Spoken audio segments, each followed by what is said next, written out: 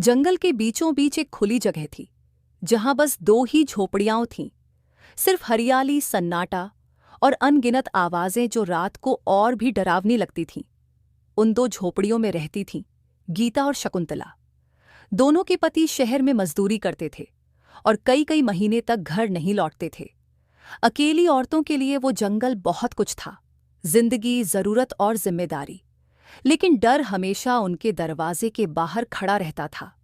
गीता और शकुंतला के बीच का रिश्ता बस पड़ोस का नहीं था।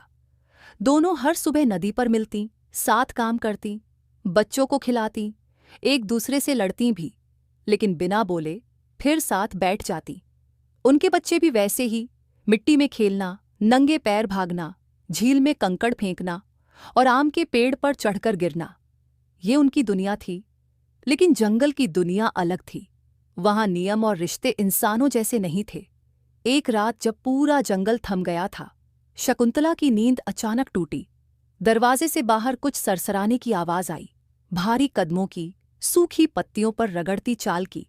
उसने हल्के से झोपड़ी की झिड़ी से झांका। बाहर अंधेरा था, लेकिन वो चमकती दो आंखें और भारी सांसें साफ दिख रही थीं।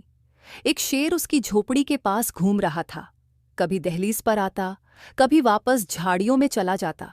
शकुंतला की रूह कांप गई, लेकिन अगले ही पल उसका ध्यान गीता की झोपड़ी की ओर गया। उसने देखा, वहां की किवाड़ आधी खुली थी और उसे याद आया कि गीता का बेटा अक्सर बिना बंद किए ही सो जाता है। डर से कांपते पैरों से उसने बेटे को उठाया, मुंह पर हाथ रखा और झोपड़ी की पीछे की दीवार से बाहर निकल गई। पूरे जंगल की हवा जैसे भारी हो गई थी। हर पत्ता चुप था, हर पेड़ गवाह था। वो धीरे गुजरती हुई गीता के दरवाजे तक पहुंची और हल्के से दस्तक दी। बाहर शेर है, जल्दी दरवाजा खोल।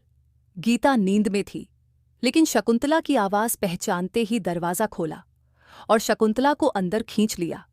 दोनों ने बिना एक शब्द बोले बच्चों को उठाया और झोपड़ी के कोने में जाकर बैठ गईं।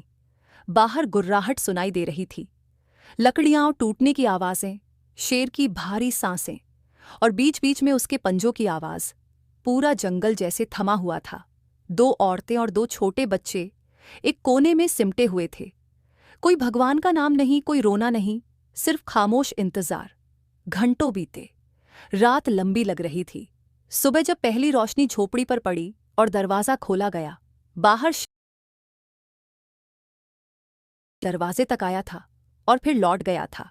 गीता की आंखों से आंसू टपकने लगे। तू नहीं आती तो शायद मैं, शकुंतला मुस्कराई। तू होती तो तू भी आती। उस दिन के बाद जंगल वैसा ही था, लेकिन वो डर अब पहले जैसा नहीं रहा। अब उनके बीच सिर्फ दोस्ती नहीं थी, अब उनके बीच वो खामोश रात थी, जो बताकर नहीं, निभाकर रिश्ता बना गई। ये कहानी यहाँ समाप्त होती है।